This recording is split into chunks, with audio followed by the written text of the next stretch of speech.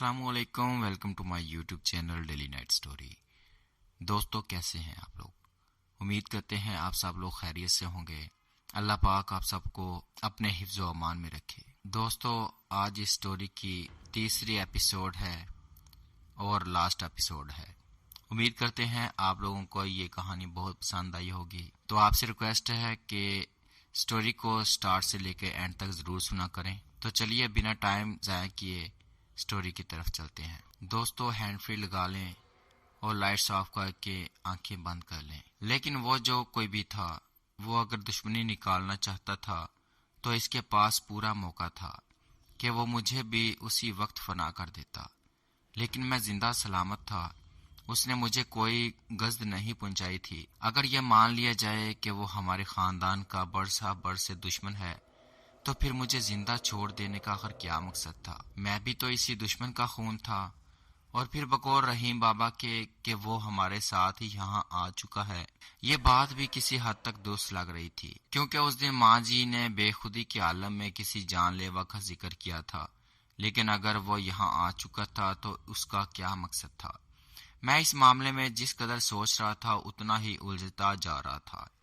ये सब कुछ क्या था, क्यों हो रहा था, आखिर मकसद क्या था? मैं कुछ भी समझने से कासिर था। इन्हीं हालात में उलझकर वक्त गुजरता चला गया। अचानक ही एक हल्की सी चरचराहट की आवाज मेरे कानों से टकराई। मेरे जिस्म से सनसनी सी दौड़ गई। रात के सन्नाटे में गूंजने वाली ये आवाज यकीनन सदा दरवाजे के खुलने की आवाज थी। शायद वो आ गया था। इस बार मैंने जो रास्ता इख्तियार किया था वो दूसरी तरफ से घूम कर कासिम मामू के कमरे की तरफ पहुंचता था। मेरे अंदाजे के मुताबिक वो आदमी उस वक्त ममानी साहिबा के कमरे में मौजूद था, क्योंकि मैं दरवाजे की चरचराहट सुनते ही कमरे से बाहर निकला था और फिर दरख्तों की आड़ से मैंने एक साये को इमारत के ज़ैली हिस्से की तरफ जाते हुए देखा था। इस साये को मैं साफ तौर पर पहचान सकता था। ये ममानी साहिबा का वही हमदर्द था। मैं काफी देर तक स्तून की आड़ में खड़ा रहा। मुझे अब यकीन हो चला था कि वो दोनों अब बातों में मसरूफ हो चुके होंगे। चुनाचे मैं एक बार फिर इस खिड़की के करीब पहुंच गया, जिसकी दरस आज भी खुली हुई थी। खिड़की का पर्दा आहिस्ता आहिस्ता हिल रहा था। मैंने सर को खाम करके अपनी समात की तमाम कुव्वतें अंदाज से उठने वाली आवाजों पर सिर्फ कर दी। इन दोनों के दरमियान गुफ्तगू का दौर शुरू हो चुका था। मैंने सुना वो आदमी बोल रहा था, कल तुम पार्टी में जा रही हो? नहीं, ममानी साहिबा की आवाज उभरी। क्यों? आदमी ने हैरत से पूछा। बस मेरी मर्जी। लेकिन तुम तो इसके लिए बड़ी बेचैन हो रही थी। कल भी तुमने तज़किरा किया था कि तुम अपनी इस कजन को बहुत लाइक करती हो और वो तुम्हारे बगैर पार्टी करेगी। तो आज फिर क्या हुआ? वकार, मेरा मूड अचानक ही बदलता है। ममानी की आवाज में शोखी सी झलक रही थी। मेरा भरोसा मत करना। ओह, तो इन साहिब का नाम वकार है। मैंने दिल में सोचा और दोबारा इनकी बातों पर कान लगा दिए। ओहो, वकार ने कहा था, ये बात है। चलो फिर मौका लगा तो हम भी अपना मूड बदल लेंगे। उस वक्त शिकायत मत करना, मैं तुम्हारा गला दबा दूंगी। ममानी साहिबा के लहजे में गुस्सा उभर आया। गुस्सा तो उस वक्त मुझे भी आ रहा था, क्योंकि ये लोग फजूल सी बातों में लगे हुए थे जिनसे मुझे कोई दिलचस्पी नहीं थी।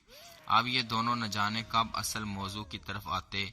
मेरा यहाँ इस तरह खड़े रहना भी तो मुनासिब नहीं था, लेकिन मैं मजबूर था। ये काम तो मुझे करना था, वरना इन शैतान सिर्फ लोगों की चालों के बारे में कैसे मालूम होता। शाजिया ने मुझे भी बुलाया है। वकार ने गोया ममानी साहिबा को इत्तला दी। तुम जरूर जाओ, किसने रोका है? लेकिन जब तुम वहाँ नहीं होगी तो पार्टी का क्या खाक मजा आएगा? अरे, अचानक ही वकार बोलते बोलते रुक गया। मेरी बात सुनो। वकार ने सिर्फ इतना ही कहा और फिर इसके बाद जो कुछ उसने बोला होगा वो इतना मध्यम था कि मैं सुन ना सका। न जाने क्यों मैं बेचैन हो गया। आखिर वो क्या बात थी जो वकार ने इस कदर तन्हाई के आलम में भी ममानी साहिबा के कान में बोली थी? ये तुम क्या कह रहे हो? इसकी बात सुनकर ममानी साहिबा की हैरत में डूबी हुई आवाज सुनाई दी। मुझे ऐसा महसूस हुआ है वकार की आवाज आई है। तुम्हारा दिमाग खराब है? ममारी ने जवाब दिया था। ऐसा कुछ हो नहीं सकता, किसी में इतनी जुर्रत नहीं है। خیر میں دیکھتی ہوں۔ میں ابھی تک ان دونوں کی باتیں سن رہا تھا۔ وقار نے کیا محسوس کیا تھا؟ اگر میں اس وقت ہی سمجھ گیا ہوتا تو یہ سب نہ ہوتا۔ میرے کان اور میرا ذہن تو بس اسی طرف مائل تھا۔ چنانچہ مجھے اس وقت ہوش آیا جب قاسم ماموں کے کمرے کا دروازہ ایک جھٹکے سے کھلا تھا۔ میری سیٹی گم ہو گئی۔ ممانی صاحبہ دروازے سے باہر آ چکی تھی اور اس عورت کی خون خوار آنکھیں جیسے میرے جسم میں گڑی جا رہی تھی۔ تم یہاں کیا کر رہے ہو؟ وہ کسی زہریلی ناگن کی طرح پھنکاری۔ میں نے جو کچھ سوچا تھا، جو چاہا تھا اور جو ارادہ کیا تھا، وہ تاج محل مجھے پل بھر میں راکھ کا ڈھیر بنتا ہوا دکھائی دیا۔ چور جب سینہ ٹھونک کر بات کرے تو پھر اس وقت کیا ہوتا ہے؟ اس عورت کو میں نے رنگے ہاتھوں پکڑا تھا، لیکن اس کے چہرے پر نہ خوف تھا اور نہ ہی کسی قسم کی پریشانی، بلکہ الٹا چور کوتوال کو ڈانٹے۔ میں نے جی کڑا کیا اور بولا، میں تو یہاں سے گزر رہا تھا ممانی، مجھے آپ کے کمرے سے باتیں کرنے کی آواز سنائی دی تو میں یہاں رک گیا۔ میرے کمرے سے باتیں کرنے کی آوازیں؟ انہوں نے حیرت سے دہرایا۔ پھر وہ چونک کر بولی، کہیں تمہیں نیند میں چلنے کی عادت تو نہیں ہے؟ میں تو آج سویا ہی نہیں ہوں ممانی۔ میں نے سچ بولا تھا کیونکہ آج مجھے نیند آ نہیں رہی تھی۔ تو تم دوسروں کی نیند اڑانے کے لیے نکلے ہو؟ انہوں نے معنی خیز لہجے میں کہا۔ اور سب سے پہلی بات یہ ہے کہ تم اس طرف آئے کیوں تھے؟ تمہارے ماموں نے تمہیں ایک کمرہ اور کھانا پینا دے دیا ہے تو کیا وہ کم ہے؟ بتاؤ۔ بتا تو دوں گا۔ میں نے سر ہلایا۔ لیکن آپ مجھے یہ بتائیں کہ کمرے میں کون ہے اور آپ کس سے باتیں کر رہی تھی؟ اپنی زبان کو سنبھالو لڑکے، وہ بپھر گئیں۔ تم جانتے ہو کہ تمہارے ماموں گھر میں موجود نہیں ہیں، اور کون ہوگا جس سے میں باتیں کروں گی؟ ہاں البتہ میں فون پر ضرور ان سے باتیں کر رہی تھی، لیکن میں فون پر ہونے والی گفتگو میں دوسری طرف کی بات کیسے سن سکتا ہوں؟ میرا سوال معقول تھا۔ ممانی کے چہرے پر ہلکا سا تغیر ظاہر ہوا، لیکن پھر وہ فوراً ہی سنبھل کر بولی، کیا مطلب ہے تمہارا؟ میں نے مرد کی آواز بھی سنی ہے۔ میں بولا، اگر وہ ماموں ہی تھے تو میں فون کے ذریعے ان کی آواز کیسے سن سکتا ہوں؟ یا تو تمہارے کان بجتے ہیں یا پھر تم کوئی ڈھونگ رچانے کے چکر میں ہو۔ تم آؤ میرے ساتھ۔ یہ کہہ کر انہوں نے میرا ہاتھ پکڑا اور مجھے کمرے کی طرف کھینچا۔ میں لڑکھڑاتا ہوا کمرے کے اندر داخل ہو گیا۔ اب میں نے چاروں طرف نظر ڈالی تو مجھے کمرہ خالی دکھائی دیا۔ یہاں واقعی کوئی نہیں تھا۔ میں ہونکوں کی طرح چاروں طرف دیکھ رہا تھا۔ عین اسی وقت میری نگاہ سامنے موجود بیڈ کے نیچے جا کر ٹک گئی۔ یہ تو 100% ہی یقینی بات تھی کہ وہ آدمی اس کمرے میں موجود تھا، لیکن کسی کے چھپنے کے لیے بیڈ کے نیچے کافی بہترین جگہ ہوتی ہے۔ چنانچہ میرے قدم اسی طرف اٹھے، لیکن اسی وقت ممانی نے میرا ہاتھ پکڑ لیا۔ تم کہاں جا رہے ہو؟ میں اس بیڈ کے نیچے دیکھوں گا، میں نے جواب دیا۔ کیا تم پولیس والے ہو؟ ان کا لہجہ تیز تھا۔ چلے جاؤ یہاں سے، اور آئندہ اس طرف کا رخ بھی مت کرنا۔ ٹھیک ہے ممانی، میں سر ہلا کر رک گیا۔ میں جا رہا ہوں، اس کمرے میں واقعی کوئی نہیں ہے۔ میرا مطلب ہے کہ کوئی دکھائی نہیں دے رہا۔ ہو سکتا ہے کہ میں غلط کہہ رہا ہوں، لیکن جو یہاں نہیں ہے میں آپ کو اس کا نام بھی بتا سکتا ہوں۔ نام؟ وہ چونک کر بولی اور مجھے غور سے دیکھنے لگی۔ جی ہاں، نام۔ میں مسکرایا۔ جو یہاں نہیں ہے اس کا نام وقار ہے۔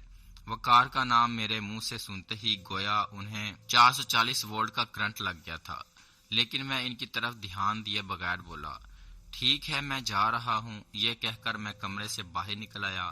سنو، ممانی نے عقب سے مجھے پکارا۔ میں پلٹ کر ان کی طرف متوجہ ہو گیا، لیکن یہ چہرہ ممانی کا تو ہرگز نہیں تھا، جو غضبناک ہو کر جیسے مسخ ہو گیا تھا۔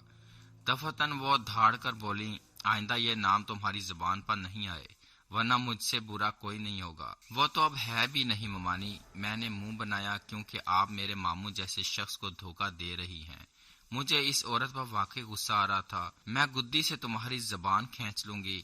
وہ غرا کر بولی، میں اب تمہیں ایک پل کے لیے بھی اپنی اس چھت کے نیچے برداشت نہیں کر سکتی، لیکن میں اپنے دل پر پتھر رکھ کر تمہیں صبح تک کی مہلت دے رہی ہوں۔ جیسے ہی سورج کی پہلی کرن پھوٹے تم اپنی ماں سمیت یہاں سے دفع ہو جاؤ، اور مجھے کبھی اپنی صورت بھی مت دکھانا۔ جاؤ، چلے جاؤ یہاں سے، اس سے پہلے کہ میں تمہیں ابھی دھکے دے کر نکال دوں۔ جاؤ۔ اس کی آواز تھرتھراہٹ سے گویا کمرے کی دیواریں لرز اٹھیں۔ میں سناٹے میں آ گیا۔ کسی تھکے ہوئے جواری کی طرح میرا رخ اپنے کمرے کی طرف تھا۔ میں تو سوچ بھی نہیں سکتا تھا کہ مجرم کو کسی مشکل میں ڈالنے کی بجائے میں خود ہی شرمساری کا نمونہ بن کے رہ جاؤں گا۔ میں اب کوئی معصوم بچہ نہیں تھا، میں کالج لائف میں قدم رکھ چکا تھا۔ چنانچہ عملی طور پر نہ صحیح، لیکن میرے مشاہدے کے مطابق یہ عورت باقیاں اور شاطر تھی۔ کاش مجھے اس کے بارے میں ذرہ برابر بھی اندازہ ہوتا تو پھر میں کوئی اور راستہ اختیار کرتا۔ دراصل میں آپ لوگوں کو یہ بتانا چاہتا ہوں کہ اس زمانے میں مجھے اسرار اور سراغ رسی کی کہانیاں پڑھنے کا بہت شوق تھا۔ اسکول کے زمانے میں کئی ناول پڑھ ڈالے تھے، شاید اسی بنا پر میرا ذہن کسی حد تک کام کر رہا تھا۔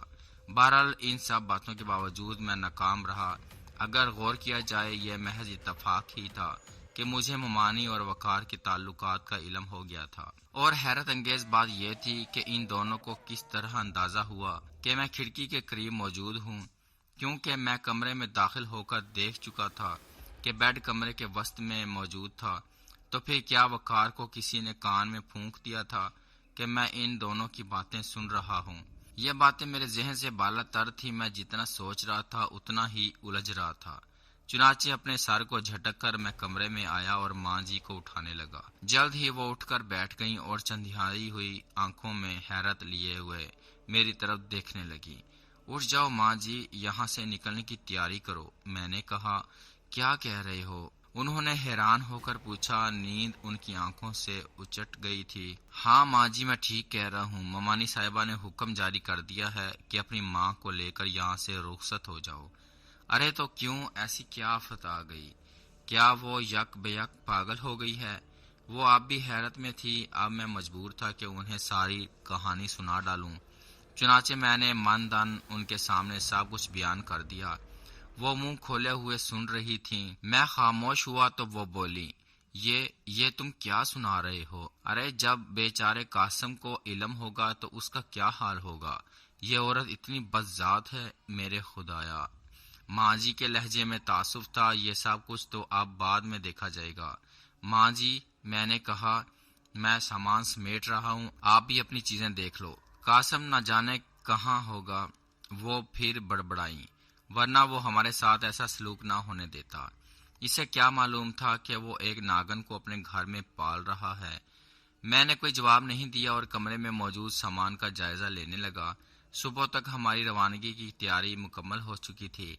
میں ایک سامان برادر گاڑی میں اپنا سامان رکھوا ہی رہا تھا کہ نصیر اور اس کی بیوی کے ساتھ ساتھ رحیم بابا بھی وہاں آ کر کھڑے ہو گئے۔ ان سب کی آنکھوں میں حیرت کے دیے جل اٹھے تھے۔ رحیم بابا نے فوراً پوچھا، یہ کیا ہو رہا ہے بھائی؟